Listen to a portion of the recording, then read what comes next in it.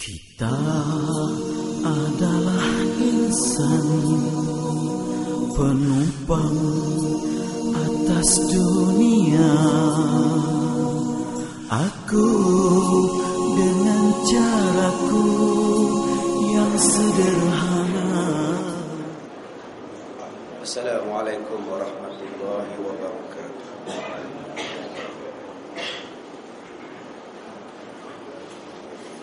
Bismillahirrahmanirrahim. Alhamdulillahil qail. Laqad ja'akum rasulun min anfusikum azizun 'alaihi ma 'anittum harisun 'alaikum bil mu'minina raufur rahim. Asyhadu an la ilaha illallah wahdahu la syarika lah. Wa asyhadu anna Muhammadan 'abduhu wa rasuluh. Wa nusalli wa nusallim ala sayyidina Muhammad wa ala alihi wa sahbihi ajma'in. Muslimin dan muslimat, mudah-mudahan dirahmati Allah. Kita menggunakan kitab Ihfazillah Yahfazka. Masih lagi berada pada awal tajuk berkenaan dengan mencari dan meraih cinta yang agung, yakni cinta daripada Allah Subhanahu wa ta'ala.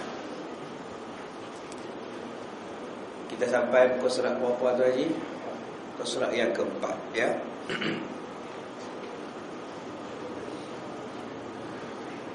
Dalam kitab Sahih Muslim daripada Hisham bin Sa'ad bin Amir, mudah-mudahan Allah Ta'ala meredainya bapaknya dan datuknya, kerana bapak dan datuknya termasuk daripada golongan Ansar yang turut menyaksikan peperangan Uhud dan peperangan Badar. Seorang penyair mengatakan, inilah pelbagai keluhuran, bukan 2 gelas susu, air susu yang diaduk dan dicampur dengan air. Setelah itu, kedua gelas air susu itu pun akan kembali menjadi air kencing. Tuan-tuan yang dirahmati Allah, tentang benda agama, tentang agama disebut sebagai kebersihan, disebut sebagai keluhuran. Agama macam mana pun kesudahan dia jadi baik. Daripada awal dia baik, penghujungnya juga baik. Tidak seperti benda-benda lain. Benda lain kadang-kadang awalnya itu bagus, akhir-akhirnya itu tidak bagus. Awal-awalnya itu bagus, bila tidak diikut kepada agama, dia jadi tidak bagus. Macam mana kita hias sekalipun satu benda di dunia ni, jika tidak dihiaskan dengan Al-Quran, dia akan jadi huduh juga kesudahannya. Tetapi sesuatu perkara, jika kita hias menggunakan agama, kita buat sesuatu kerja bersandarkan kepada Al-Quran, macam mana pun kesudahannya akan jadi sempurna, akan jadi yang baik. Ini maksud penyair disebut. Kalau seorang Muslim hendak membanggakan dirinya, maka dia semestinya berbangga dengan pelbagai cubaan dan penderitaan yang dialaminya di jalan Islam. Apa yang kita nak bangga, mendakwa bahawa kita ni seorang pejuang Islam? Susah apa pun tak kena, payah apa pun tidak pernah menimpa kita. Am hasibtum an tadkhulul jannah walamma ya'tikum mathalul ladzina khalau min qablikum. Apa kamu sangka kamu ini sudah menjadi ahli syurga, sedangkan kamu belum lagi diuji dengan ujian lapar, dengan ujian susah, seperti mana yang telah diuji oleh Allah kepada orang-orang yang sebelum daripada kamu. Apa nak dibanggakan tuan-tuan, kalau kita ni sekadar mendakwa kita Islam, tetapi tidak pernah menghadapi cubaan dan ujian sepanjang dalam kehidupan kita. Ada orang yang sehidupan dia itu ujian daripada awal sampai habis. Ada orang yang sepanjang hidupnya tak pernah diuji langsung. Sebab tidak mahu mempertahankan Islam. Orang yang memperjuangkan Islam dan mempertahankan Islam dengan penuh perjuangan, dia pasti akan diuji. Tuan-tuan nak buat kuliah daripada masjid yang tak pernah buat kuliah. Datang jawatan kuasa baru nak tambah kuliah, akan adalah bantahan, akan adalah rintangan. Tetapi kalau masjid itu kuliahnya sebulan 5 kali, aman je. 5 kali je sebulan. Tu pun cerita bab berwudu, bertayamum, itu ya. InsyaAllah masjid ni tak ada rintangan dan cubaan. Begitu juga dengan ustaz. Kalau sekadar-sekadar dia mengajar je, tak disentuhnya, tak ditegurnya, tak dinasihatnya, ustaz ni pun tak ada ujian. Tetapi kalau ustaz ni kerana mempertahankan agama, memperjuangkan Islam, dia tegur, dia nasihat, dia ajar, ujian akan sampai kepada dia. Maka inilah yang dikatakan, kalau nak bangga, bangga dengan banyaknya ujian yang sampai kepada kita. Kerana apa? Jika ujian yang disampai itu berpunca daripada perjuangan menegakkan agama Allah, dia mesti bangga dengan segala jerih payah, perjuangan dan kerja keras yang telah dia persembahkan untuk agama ini. Dan dia mesti bangga tak kala dia berjuang dengan penuh pengorbanan untuk kalimah la ilaha illallah. Itulah yang berlaku kepada sahabat Nabi yang bernama Sa'ad bin Abi Waqqas. Sa'ad bin Abi Waqqas adalah di antara sahabat Nabi yang paling awal memeluk Islam. Ada yang kata bahawa dia orang yang ke-6 memeluk Islam. Sa'ad bin Abi Waqqas berbangga kerana apa? Berbangga kerana dialah orang yang pertama-tama sekali melancarkan anak panah dalam peperangan jihad. Dialah orang yang mula-mula sekali menumpahkan darah orang kafir dalam peperangan fi sabilillah. Dia bangga. Dalam hadis dia disebut, akulah orang yang pertama meluncurkan anak panah ke arah musuh, dan akulah orang yang pertama sekali menumpahkan darah orang kafir dalam peperangan. Dia bangga dengan perjuangan, sehinggalah dia mati.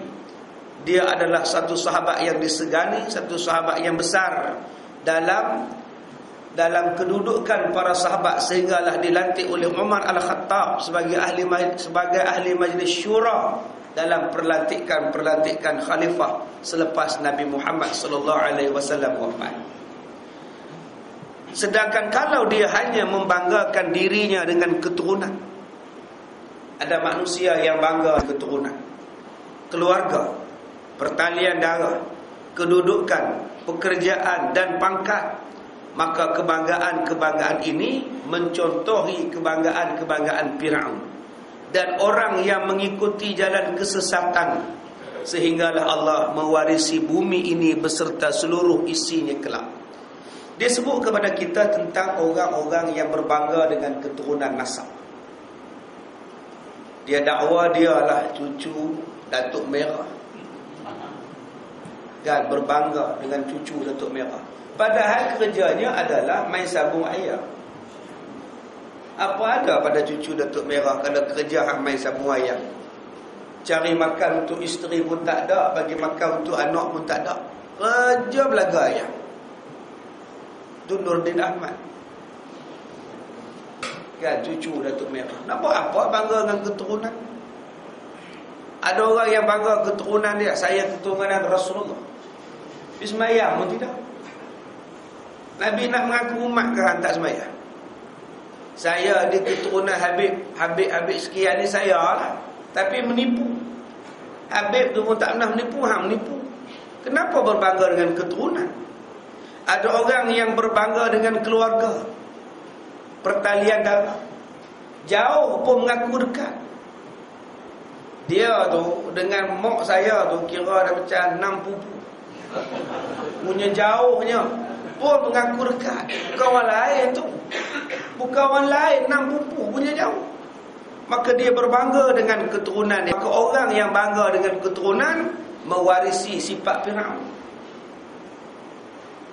Bangga dengan anak pinak ni, orang yang mewarisi sifat daripada Firaun dan musuh-musuh Allah yang berjalan dalam kesesatan. Sa'ad bin Hisham bin Amir radhiyallahu anhu berkata, saya pernah bertanya kepada Ummul Mukminin Aisyah radhiyallahu anha tentang budi pekerti Rasulullah sallallahu alaihi wasallam. Maka Aisyah menjawab, Budi pekerti Rasulullah adalah budi pekerti Al-Quran, seolah-olah Al-Quran yang berjalan. Tuan-tuan, selak Quran, semak Quran. Ada benda yang tak puas hati tentang Quran? Ada benda yang meragukan tentang Quran? Ada benda yang tidak menyeronokkan tentang Quran? Jawapan dia tak ada. Begitulah pada Nabi Muhammad. Tak ada benda yang meragukan, tak ada benda yang tidak menyeronokkan pada Rasulullah. Bila dia duduk dengan orang, orang rasa aman. Bila Nabi duduk bersama dengan manusia, manusia rasa tenteram. Bila Nabi hilang, Nabi tak ada, sahabat ni rasa rindu sampai mai cari Nabi. Mai ke rumah ni tanya Nabi. Nabi tanya, ada apa hai? Saya rindu pada Rasulullah. Saya nak mai tengok. Rindu je tuan-tuan. Tak jumpa Nabi ni rindu. Bila Nabi duduk sekali rasa tenang, rasa kenyang duduk dengan Nabi. Rasa seronok duduk dengan Nabi. Balik ke rumah rasa lapang dah. Ini sifat yang ada pada Rasulullah. Akhlak Quran. Nabi dia tak kentut macam kita ni depan orang ramai. Duk perong kentut. Dah. Nabi ni tak selak hujung paha dia pada orang. Dah. Satu hari Nabi dah nak semayang dah qomat dah. Mai satu sahabat mai tanya dekat Nabi pula. Nabi layan cakapan dia walaupun orang dah qomat nak semayang. Habis cakap baru Nabi angkat takbir, Nabi semayang. Mana nak cari orang macam ni tuan-tuan? Tu Nabi tu punya hebat. Sanggup tangguh saat semayang ni pasal orang ni ada hajat. Kita bila orang datang rumah, tangguh menyembang, tangguh layan tetamu alasan nak berzikir. Saya pergi rumah satu sahabat saya di Teluk Intan. Bila pergi tu, anak sedang mandi, pak ni baru habis semayang. Pak kata duduk Ustaz lah, saya nak berzikir Ustaz. Dia berzikir, subhanallah, subhanallah, subhanallah. Oh, hebat tuan-tuan. Nabi pun tangguh Ustaz semayang, pasal nak tanya, nak layan orang. Kita boleh subhanallah dekat setengah jam. Allah puas berzikir kata dia. Ni yang kata tak faham daripada sudut fiqih keutamaan. Fiqih al-awlawiyat, dia tak faham. Tuan-tuan yang dirahmati Allah, Nabi Muhammad disebut oleh Siti Aisyah radhiyallahu anha sebagai Quran yang berjalan. Nak tengok Quran, tengok pada peribadi Nabi. Dengan orang tuanya, dengan budak-budaknya. Nabi tengah baca khutbah, tiba-tiba cucunya datang. Turun daripada mimbar, pergi ambil cucu dia, dukung sambil baca khutbah. Punya sayang pada budak-budak. Tengah baca khutbah. Subhanallah. Hebat tuan-tuan. Mana nak letak manusia macam ni? Semalam saya sebut dah di Kemensah. Manusia mencari idola. Manusia mencari tokoh, mencipta tokoh. Tak tokoh pun pergi kata tokoh. Tak ada pun sebarang tokoh pada dia tu pun. Nak puji pejabat saya, nak jek pejabat saya, boboh bila tokoh apa pun. Bila disiasat, berapa banyak kecurangan yang dia lakukan. Kita nak tokohkan siapa? Nak tokohkan Michael Jackson. Macam-macam cerita pasal Michael Jackson. Nak tokohkan Mawi, berselera cerita pula. Nak tokohkan Mussolini, lagi banyak pembunuhan dia buat. Bila kita angkat manusia biasa jadi tokoh, berapa banyak kehancuran, kemusnahan yang dia buat. Tetapi Rasulullah, kemusnahan apa yang dia buat? Nabi Muhammad seorang tokoh yang tak pernahnya buat zalim, yang tak pernahnya buat jahat. Dia lah sebenar-benar tokoh. Tapi sayang, Nabi Muhammad tidak ditonjolkan dalam apa-apa benda melainkan pada waktu maulud tu saja. Apa salahnya hadis Nabi diletakkan muka surat pada depan dalam surat khabar? Setiap hari surat khabar menceritakan hadis Nabi muka hadapan sebelah headline. Apa salah? Atas sekali. Renungan hari ini hadis Nabi an Abi Hurairah radhiyallahu anhu. Besok hurai lagi, besok ada lagi hadis. Kalau setiap hari satu hadis, berapa banyak rakyat Malaysia ni alim. Tapi yang letak di muka hadapan apa dia? Ella menemui jodoh. Apa faedah Ella nak nikah? Lantaklah dia nak menikah, apa peduli kita. Tapi itulah yang diletak muka hadapan. Letak muka hadapan apa? Mawi diganggu hantu. Fenomena yang melanda Mawi sejak daripada mula menceburi bidang. Muka depan. Biasalah kalau kita tidur kena tindih hantu, biasa.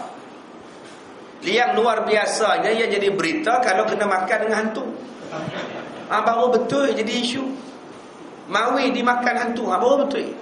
Setakat ditindih tak ada apa. Itu bukan berita. Tapi sekarang sayang, wartawan-wartawan sudah hilang nilai-nilai kewartawanan.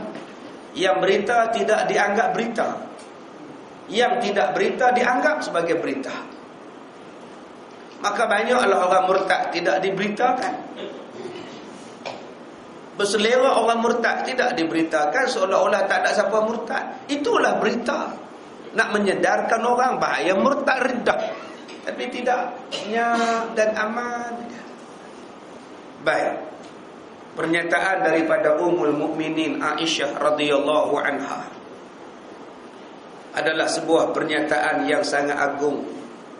Setelah pernyataan yang disampaikan oleh Allah di dalam firman-Nya ketika Allah menyifat dan menggambarkan budi pekerti Rasulullah sallallahu alaihi wasallam. Hanya isteri yang kenal pribadi suami. Hanya isteri yang kenal pribadi suami. Tuan-tuan tengok saya ni baik, tapi orang rumah saya yang tahu saya ni baik ke jahat. Serupalah tuan-tuan pun nampak macam baik, tapi isteri ya tahu baik. Isteri tahu. Di masjid je macam tu ustaz, di rumah harap. Tapi bukan tuan-tuan lah, ni di Afrika ni cerita. Kalau Nabi, kalau isteri kata baik, suami tu baik betul lah. Dengan syarat isteri tu baik sama juga. Kalau isteri pun tak baik, suami dia tak baik pun dia kata baik. Suami saya tu tak baik, tak ada mengata ke orang, tak ada campur kain tepi orang. Tak adalah nak pergi tikam nombor pun tidak, ngumpat pun tidak. Ya, rompak pun tidak, mengata ke orang tidak, semayang pun tidak katanya. Itu pun dia kata baiklah.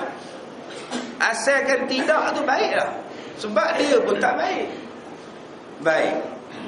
Allah Ta'ala sebut kepada kita, wa innaka la'ala khuluqin azim. Sesungguhnya pada diri kamu wahai Muhammad adanya akhlak-akhlak yang mulia, yang agung. Allah Ta'ala puji Nabi Muhammad. Kalau Allah Ta'ala puji itu betul dah tuan-tuan. Mana nak cari akhlak macam Rasulullah. Hebatnya menjadi contoh teladan kepada kita. Kata Anas bin Malik, peluk Nabi lebih wangi daripada kasturi. Tangan Nabi lebih lembut daripada sutera. Nabi Muhammad kalau jumpa orang, dia dulu bagi salam. Pernah Rasulullah balik ke rumah, orang perempuan tahan Nabi Muhammad. Lamanya perempuan ni bercakap sampai Adi bin Hatim daripada berdiri sampai duduk. Lamanya menyambang perempuan ni, nak mengadu pada Nabi. Tak tahulah Muhammad aku macam ni lah, macam ni. Nabi ni diam, tak cakap apa. Adi ni anak muda, daripada berdiri sampai boleh duduk lah sangat. Nabi tak duduk pun tuan-tuan. Nabi dengar je. Seorang pendengar yang baik. Sebab kalau orang panjat, duduk sila, makan sekali, duduk simpuh, amboi hebat. Dah dapat kerusi Arab. Tak ada lah. Rasulullah bukan macam itu. Rasulullah ni sampai nak masuk makan dalam mulut, tiba-tiba orang datang minta makan, nah, ambil lah. Kata Rasulullah, aku pun tak makan lagi berapa hari dah. Kerana peraki ni kata saya dah tak makan sehari ya Rasulullah. Nabi dah nak ambil dah, bagi balik. Aku pun tak makan juga 2-3 hari. Sanggup korban untuk orang. Kalau kita telan dulu, Assalamualaikum, ngap. Baru orang datang rumah je. Ya Allah tuan-tuan. Macam tu pun orang sanggup hina Nabi. Macam ni punya baik Rasulullah pun tuan-tuan, orang duk kata lagi dekat Nabi. Dalam peperangan dia yang ke depan. Dalam penyediaan perang dia yang ke depan. Dibawanya cangkul, dibawanya apa, digalinya parit. Seorang yang terbuka boleh tanya pada sahabat, apa patut kita buat? Pemimpin yang tanya kepada orang bawah, apa patut kita buat? Apa yang kita nak buat? Itu ciri Rasulullah letak kepadanya. Apabila kamu membaca dan menghayati isi kandungan Quran, seolah-olah kamu kembali membaca sejarah kehidupan Rasulullah sallallahu alaihi wasallam. Allah Subhanahu wa taala berfirman kasar, tentulah mereka menjauhkan diri daripada sekeliling kamu. Ali Imran 159. Ini dalam konsep berdakwah. Allah kata fabima rahmatin minallah, dengan sebab rahmat daripada Allah ni, linta lahum. Linta tu maknanya berlembutlah kamu. Asal daripada perkataan lin, lain, berlaku lemah lembut.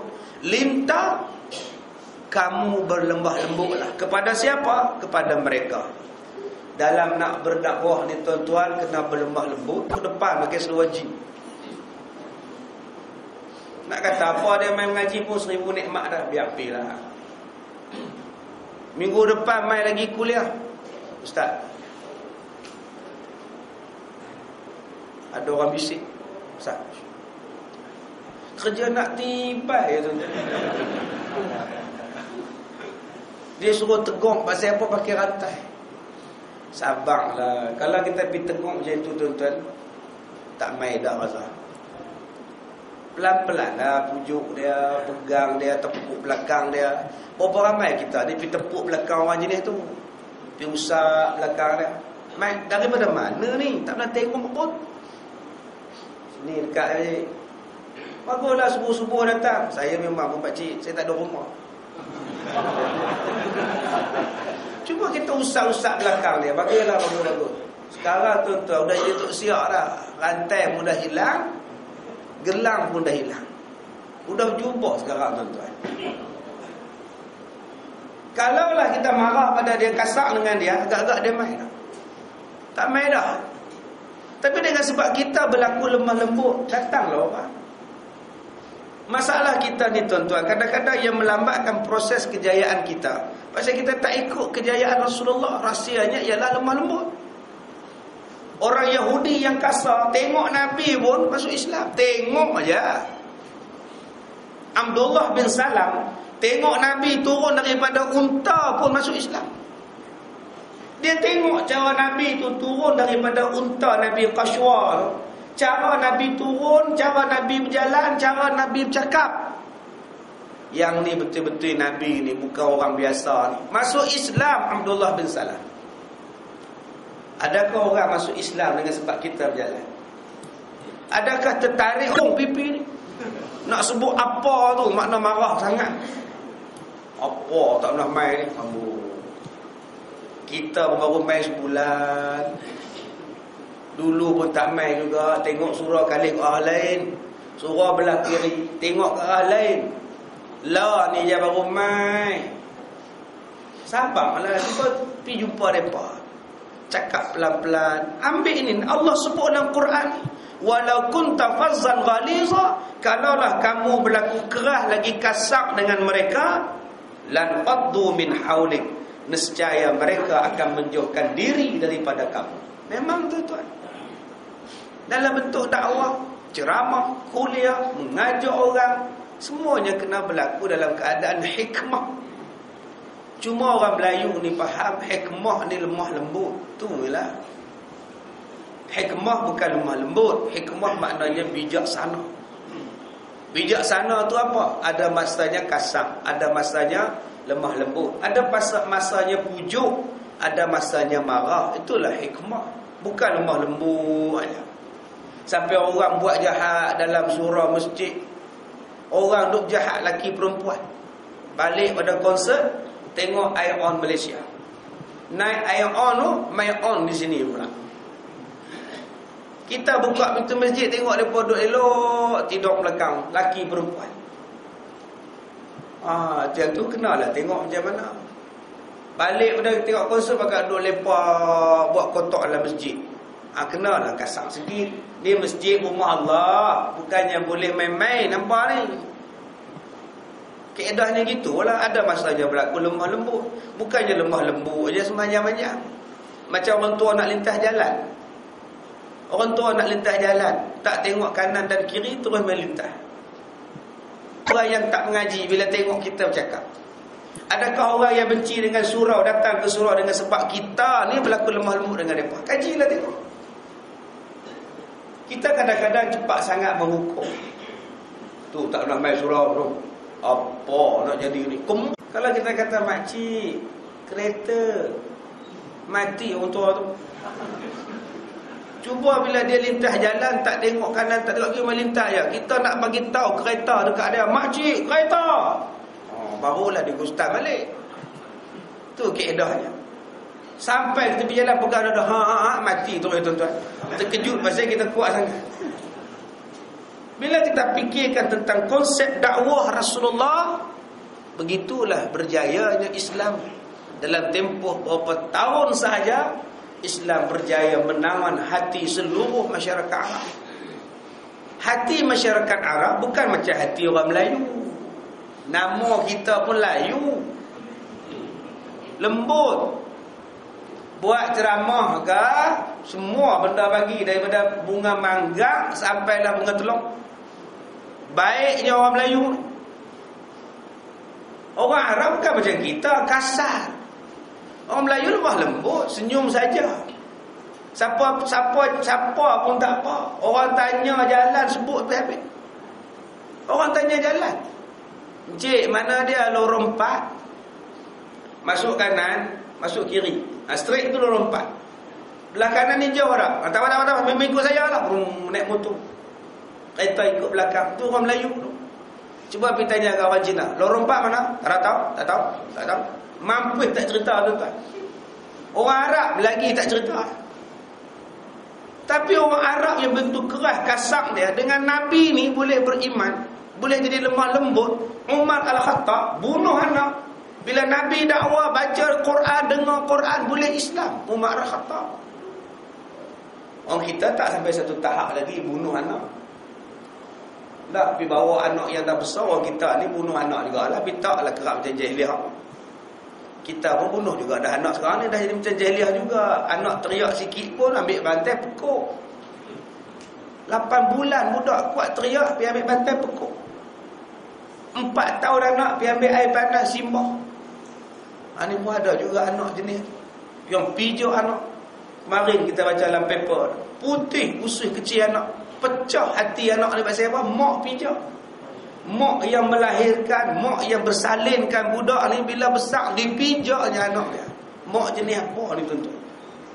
Ada juga, tetapi tidaklah sekeras Umar Al-Khattab. Umar ni keras. Anak yang dah boleh cakap, anak yang dah boleh bermain-main, digalinya lubang bersama-sama. Anak ni bagi air pada pak ni minum, pasal letih korek lubang. Anak bagi kain pada pak, suruh lap peluh. Anak tu ditolaknya dalam lubang, dikambuhnya buta-buta. Hati yang sekeras itu boleh cair dan lembut dengan dakwah daripada Rasulullah sallallahu alaihi wasallam. Inilah yang kita nak buat contoh Nabi Muhammad dalam konteks berdakwah. Kadang-kadang kita cepat sangat menghukum. Bila kita cepat sangat menghukum, akhirnya orang beribadat bukan kerana Allah, orang beribadat kerana kita. Kita cepat sangat buat hukum. Bila kita cepat sangat buat hukum, takut nanti orang beribadat bukan kerana Allah, takut beribadat kerana kita. Kita dah ambil keputusan, siapa-siapa yang tak mari surau, sakit, demam, mati, kenduri, kami tak datang. Ini keputusan yang kita buat. Oi, cengengnya. Nampak tegas. Akhirnya orang pun datang. Alhamdulillah lah kamu datang, Mat. Bagi benar lah kamu datang semayang. Atas demo dah cakap, kalau siapa tak datang, Mati demam dia tak datang, tak uruskan, tu yang aku tunjuk muka juga. Jadi bila dia menengok aku datang, kalau aku kenduri dia mau datanglah nolong. Maknanya dia datang sembahyang bukan kerana Allah, kerana kita. Kita menyebabkan dia syirik pada Allah. Sujud pada Allah, hatinya syirik. Bagi-bagi salam, Assalamualaikum warahmatullahi. Tengok pengurusi sebelah. Hak belah kiri pun tak bagi salam lagi, dah angkat tangan dah. Pak siapa? Nak tunjuk muka. Nak bagi tahu kata aku sampai. Pengurusi pun dia mai. Kalau dia mati pi. Tuan-tuan, banyak benda berlaku dalam masyarakat hari ini. Adakah itu cara dakwah Rasulullah? Orang ini dipanggil sebagai orang yang tertipu dalam ibadat. Dia perasan dia sembah Allah, padahal dia sembah manusia. Dia perasan dia manusia biasa, padahal dia meletakkan diri dia macam Tuhan. Dua orang yang berbeza. Yang pertama, orang yang sembah Allah, dia perasan dia sembah Allah, padahal dia sembah kerana manusia. Aku nak tunjuk muka aku, kata aku datang. Yang kedua, dia tu perasan dia Tuhan, dengan sebab dia cakap orang datang. Orang takut ke dia. Jaga-jaga tuan-tuan. Berapa banyak orang yang beribadat macam itu, rosak ibadat. Man qala halaka aktsaran nas fahuwa ahlukum. Barang siapa yang berkata telah rosak manusia, telah binasa manusia, kebanyakan manusia ni dah teruk, sebenarnya dialah yang paling teruk. Siapa-siapa yang kata depa tu hancur dah, dema tu dah haru biru dah, mereka tu dah tak boleh pakai dah tu, dialah yang hancur, dialah yang rosak, dialah yang tak boleh pakai. Sebab ibadatnya riak. Dia perasan bahawa dia yang paling baik sekali ibadatnya, sehingga dia peleceh orang lain. Jaga-jaga tuan-tuan.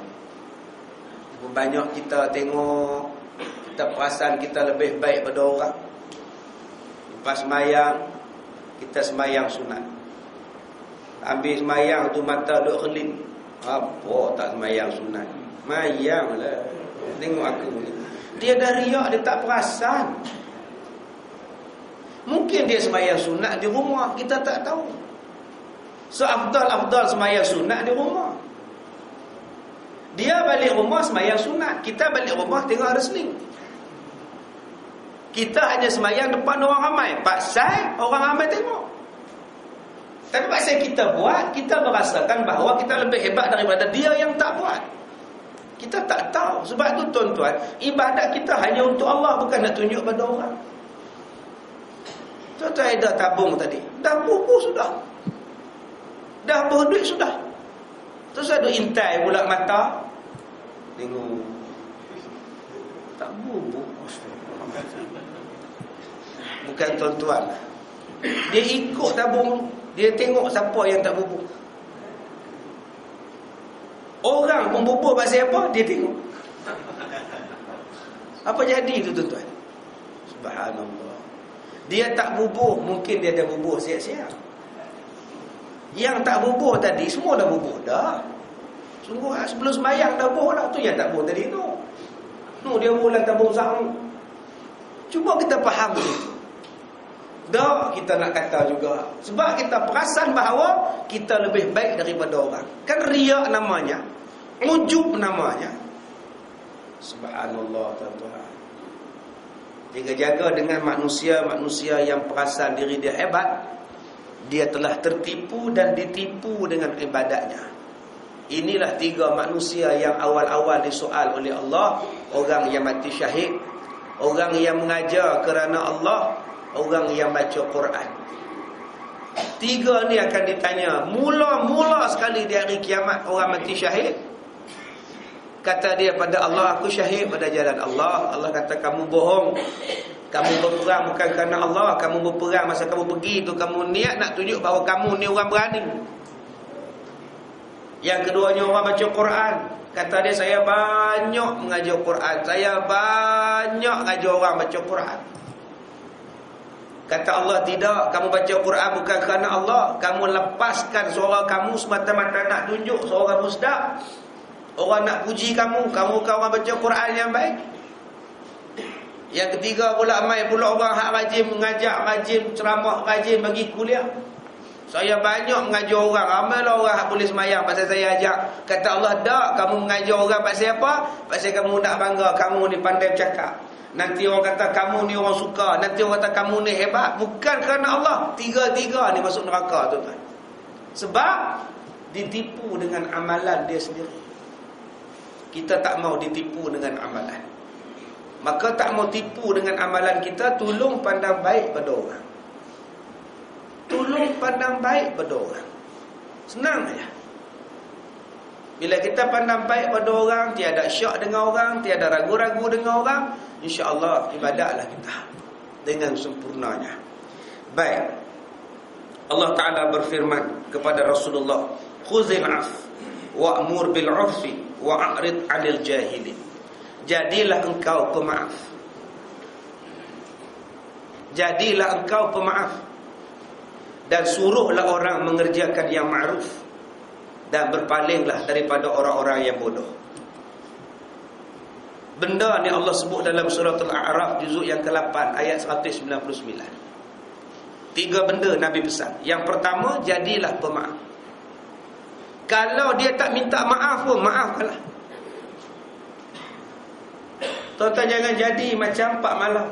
Dah minta maaf, dah Pak Malau tu minta maaf, dah mak tak nak maafkan juga.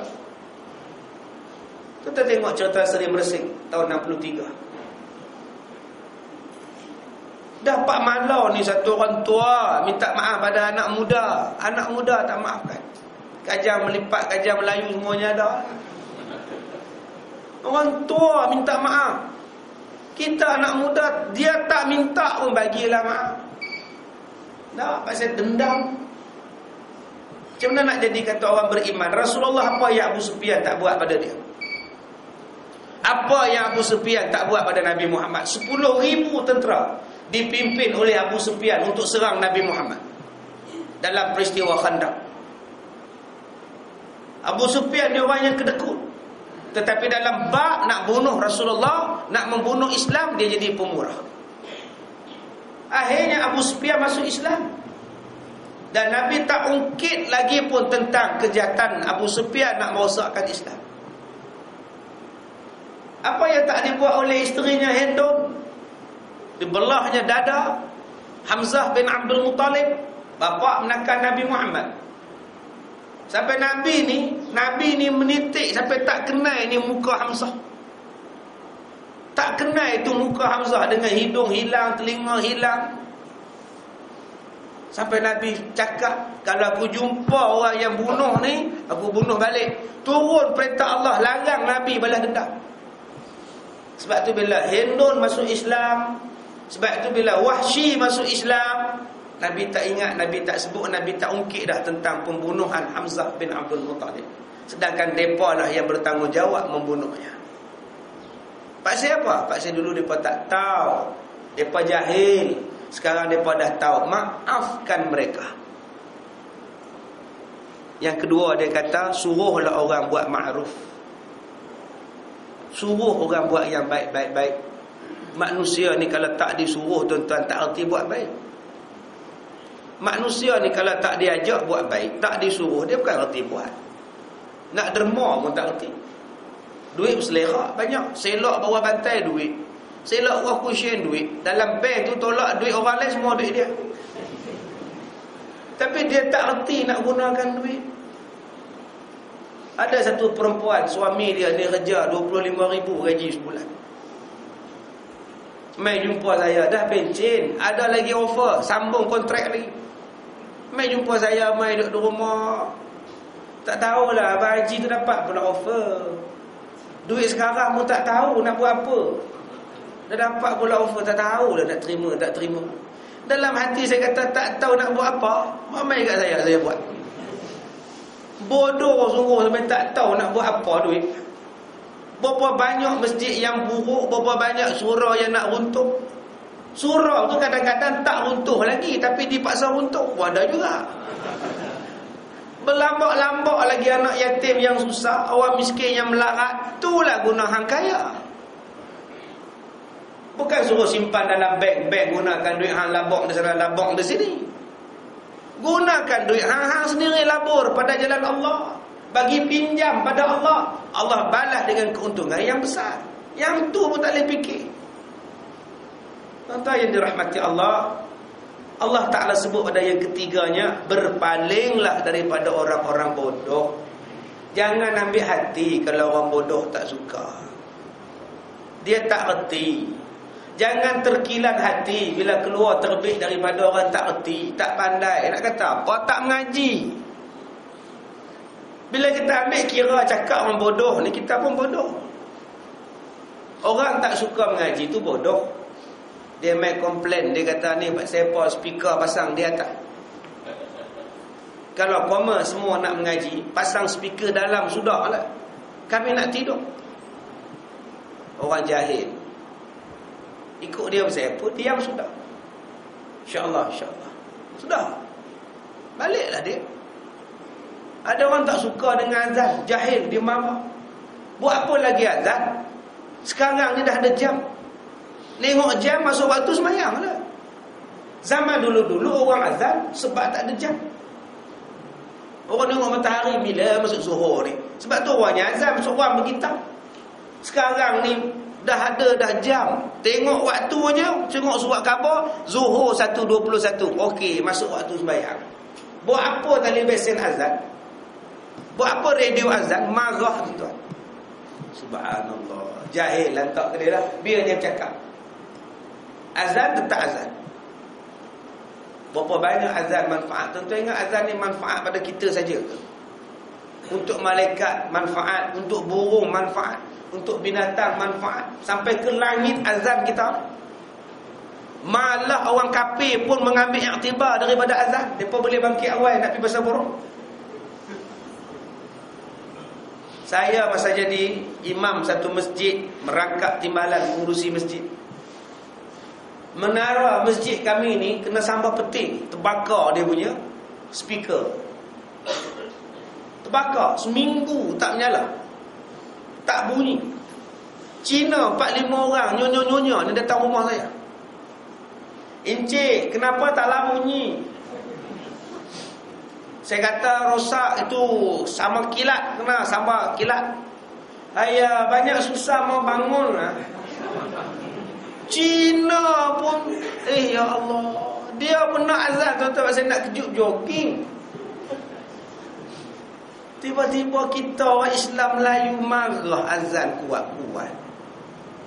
Pelik-pelik lah tuan-tuan. Pak siapa? Pak saya dia jahil, tinggal galah dia. Orang jenis ni tak payah dipakai lah cakap. Tapi sayang, cakap orang jahil lah dipakai sekarang.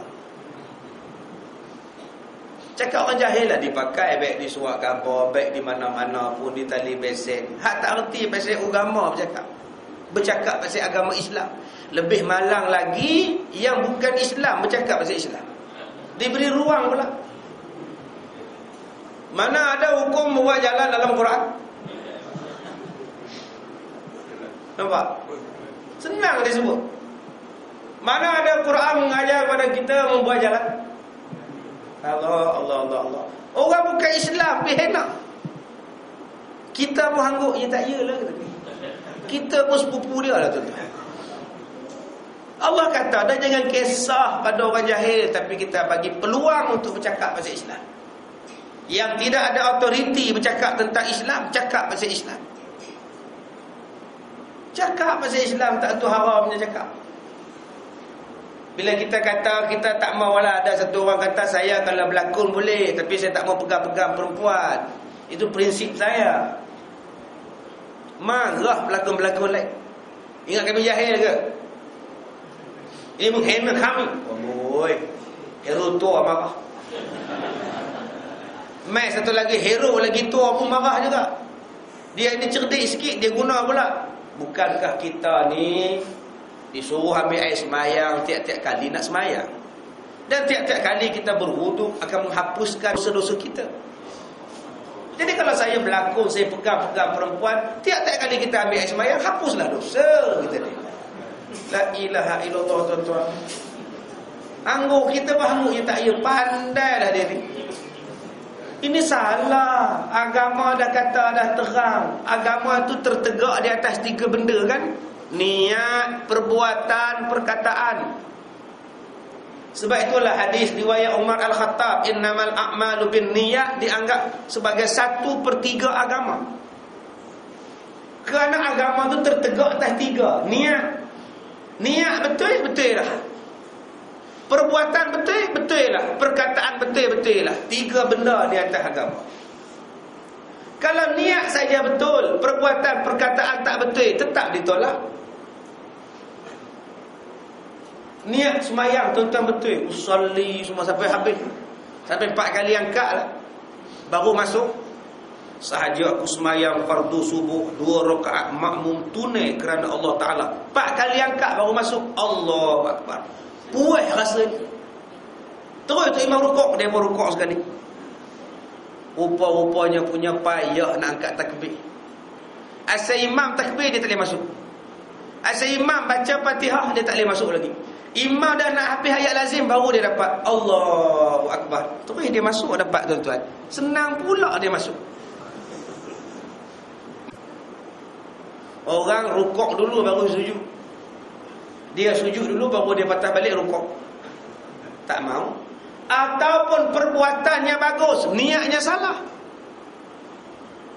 Perbuatan bagus, niat pula salah. Pun tak mau juga. Niat tak ikhlas pada Allah. Baguslah akak dah tudung sekarang. Sejuk mata mandang tengok akak tudung. Lawa akak macam Wardina. Cantik sekarang. Macam mana akak tak tudung, dah berubah. Maknanya dia bertudung bukan kerana Allah, pasal nak tutup uban. Tak diterima juga. Tak ada tuan-tuan. Sebab tu 3 benda ni, niat, akhlak, niat, perbuatan dan perkataan. Hadis-hadis tentang ni disebut. Hadis tentang niat, innamal a'malu bin niyat. Hadis tentang perbuatan, tentang perkataan, al-halal al-bayyin wal-haram al-bayyin.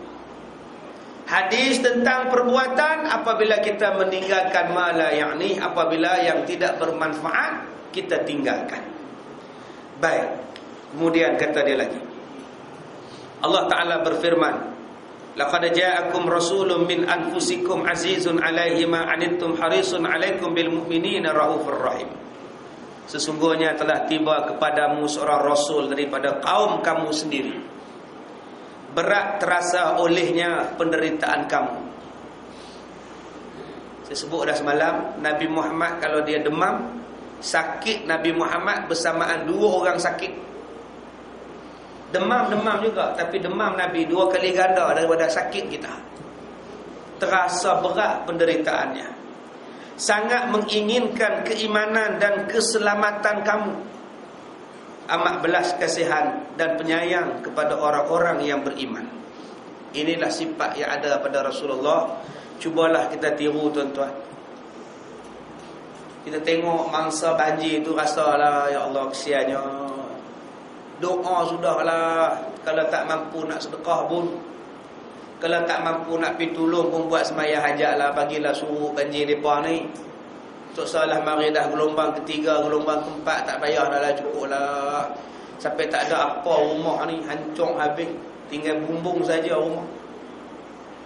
Tak sangka-sangka yang mari macam ni. Dalam tak sangka-sangka tu pula, tak tahulah tuan-tuan. Maksiat jalan juga, konsert jalan juga. Hari ni kita pergi tengok mangsa banjir, malam besok kita pergi tengok konsert pula. Macam mana Tuhan nak tolong? Macam mana Tuhan nak tolong tuan-tuan? Jadi orang yang beriman kena rasa sedih dengan penderitaan yang menimpa pada orang. Sedang kadang-kadang kita ni senang sangat pergi bubuh bala tu. Bala semua. Cuba kita banjir nampak rumah, orang kata bala. Agak-agak kita rasa apa? Tak bolehkah kita ganti dengan ujian? Tuan-tuan hilang motor, mai kuliah subuh hilang pada dia. Bagi semangat pada dia. Ni dah zakat tak bayar lah, ada kamu buat salah ni. Cuba ingat balik. Pasal apa kita boleh kata macam tu dekat dia? Pasal motor kita tak hilang. Cuba motor kita hilang juga. Sebab tu Allah Ta'ala suruh kita pujuk orang dengan kata-kata musibah. Tak apalah haji, kalau ada rezeki dapat balik. Kita buat sembahyang hajat sikit macam Yasin minta. Kalau tak ada haji, minta pada Allah Ta'ala gantikan motor yang lebih baik daripada yang hilang. Dah lah. Bagi semangat kan tenang. Minta pada Allah gantilah motor yang lebih baik daripada yang hilang. Isteri duduk di rumah tak berdoa apa-apa. Bila tahu suami hilang motor, isteri tak berdoa. Tak payah minta dah. Jumpa balik motor memang minta hilang pun. Sebab apa? Buruk lah. Dengan sebab hilang tu dapatlah rasa motor baru. Kan? Kesian dekat isteri elok lah bila hilang ustaz. Hari tu menuntun daripada market sampai ke rumah ustaz. Tak boleh start. Suruh ganti tak nak. Kita ni beriman dan kita selamat. Sebab itulah kena dakwah. Saya dah sebutkan tadi, kita bukan penghukum. Kenal pasti. Dalam taman kita, siapa tak main semayang? Kenal pasti. Bila kenal pasti, apa nak buat? Apa nak buat? Tuan-tuan kena tubuhkan biro mengajak orang ke masjid. Satu-satunya biro yang tak ada di Masjid Surah. Biro kebajikan banyak. Biro sosial ada, biro dakwah pun ada, biro dana pun ada, biro kanak-kanak pun ada, biro wanita pun ada. Biro makan lagi ada. Yang tak adanya biro mengajak orang ke masjid. Tubuhkan biro mengajak orang ke masjid. Siapa ketua biro? Tabligh. Orang tabligh dalam kampung kita lantik dia ketua biro. Kamu minat dakwahkan lantik. Daripada kamu tinggal kampung ni pergi tempat lain, bertabligh tempat lain, baik kamu tabligh tempat ni. Tempat tinggal kamu, tempat kerja kamu, tempat rumah kamu. Api. Sebulan 5 orang ajak ke masjid. 5 orang ni. Lorong 4, lorong 3, lorong 2, lorong 6. 5 orang ni ada. Tak pergi masjid. Semayang pun tidak. Raya pun tak datang. Semayang jemaah depan TV je. Siaran langsung Masjid Negara, dia depan TV je. Allahu Akbar. Punya malas semayang tuan-tuan. Pilihlah cari. Tu baru betul. Dakwah dengan dia. Bawa pisang, bawa anggur. Pukul 6.30 pergi rumah. InsyaAllah malam ni kita ada mengaji, jemputlah datang. InsyaAllah boleh. Kalau boleh siaplah kami tunggu. Itulah cara dakwah. Datanglah. Kami tak ada tolak jadi imam. Kita dah ada imam kita. Jangan bimbang. Kita ada 6 untuk siap. Kita ada 4 untuk bilal. Kamu tak ada buat, datang semayang je. Kami jemput dia pun untuk kamu, bukan untuk kami. Kami dah main semayang dah. Kamu pula tak semayang. Dengar azan di rumah, kamu semayang di rumah, tak boleh. Nabi satu hari orang buta main jumpa Nabi, minta izin nak semayang di rumah. Orang buta. Jalan dia sepak duri, sepak batu. Tukang bawa tak ada, lari pun tukang bawa. Dia jumpa Rasulullah, minta izin untuk dia semayang di rumah.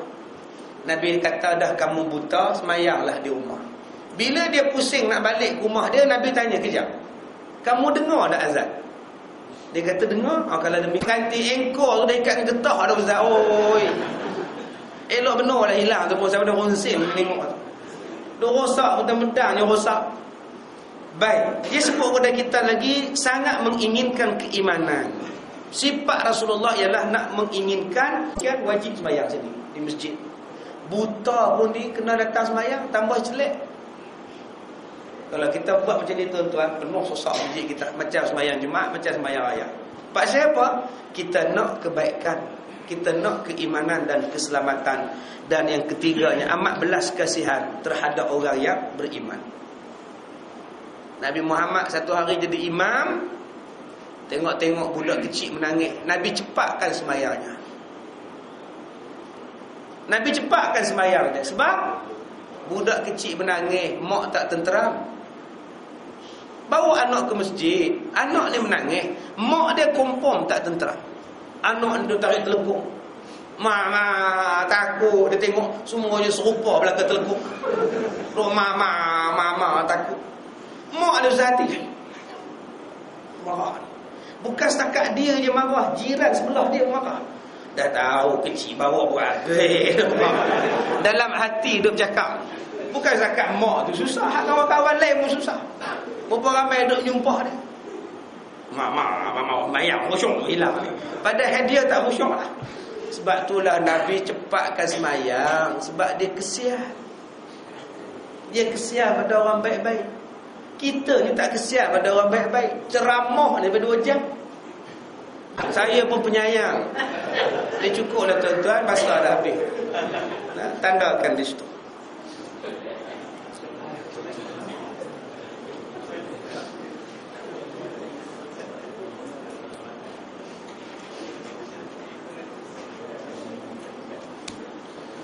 Baik, insyaAllah pagi ni kita ada klinik solat di Kemensah jam 9 sampai asar. Tuan-tuan bawa segala anak, bawa segala isteri, makan semua sana. Daripada makan pagi, makan tengah hari sampai makan petang. Dia panjang tu, tak tahu larat tak larat cakap. Daripada pukul 9 sampai pukul 4.30 petang, insyaAllah. Jadi kita jemput nantilah. Kita sudahi dengan surah Al-Asr.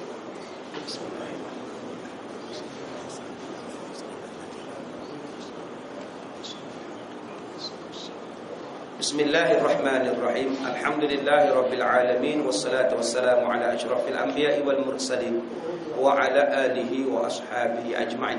Allahumma inna nas'aluka ridhaka wal jannah wa na'udzubika min sakhatika wan nar. Allahumma innaka 'afuwun karim tuhibbu. Dah lenguh, yang mana dapat tiang tak apa. Kan? Jadi kita depa dah mari masjid, dah mari semayang, ceramah ni sat-sat sudah lah. Kesian, lenguh lutut. Sebab tu saya pun kesian tuan-tuan. Ma'afu anna wa an walidina wa an jami'al muslimina wal muslimat wal mu'minina wal mu'minat al ahya'i minhum wal amwat bi rahmatika ya arhamar rahimin walhamdulillahi rabbil alamin. Saya ucapkan terima kasih. Saya tak ada jamuan ke pagi ni? Minta maaf saya tak makan pagi ni. Saya dah lewat, nak balik ke bilik, nak buka baju, nak patah balik. Jadi saya minta maaf jika terkasar bahasa. Wabillahi taufiq wal hidayah. Assalamualaikum warahmatullahi wabarakatuh.